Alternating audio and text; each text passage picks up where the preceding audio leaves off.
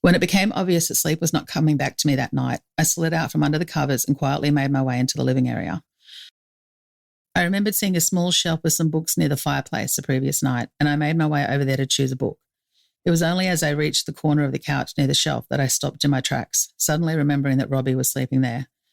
I froze on the spot, letting my eyes adjust to the darkened room, watching the couch to see if I had woken him when I came closer. He was lying on his back with his arms behind his head, and in the slight moonlight that was lighting the room through the window, I could see the gentle rise and fall of his chest.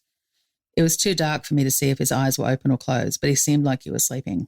I tiptoed past where he was lying and made my way to the shelf, reaching down to the top shelf where I had spied the Tom Clancy novels earlier. Not caring which one I grabbed, I pulled the first book my hand fell on from the shelf and hurried back towards the back of the cabin, turning the small bedside lamp on and lying down to read.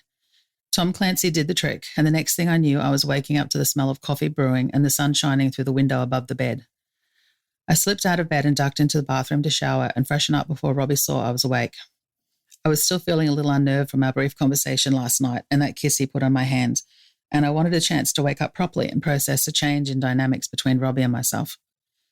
By the time I emerged from the bathroom, Robbie was at the table drinking coffee and studying the maps I'd seen him using over the last week. No doubt he was planning his next job and making arrangements for when we moved on. I walked softly across the hardwood floor and stopped when I reached the edge of the table, watching him as he studied the maps. He glanced up when he sensed my presence near him, and for a moment our eyes met and neither of us said anything. Eventually, Robbie broke the silence with a quiet, "Hi." "Good morning," I replied. "Can I have some coffee?" "Go for it." He pushed his chair back as I turned to the coffee machine, pouring myself a cup. When I turned to sit at the table, he was standing, gathering his maps into a pile.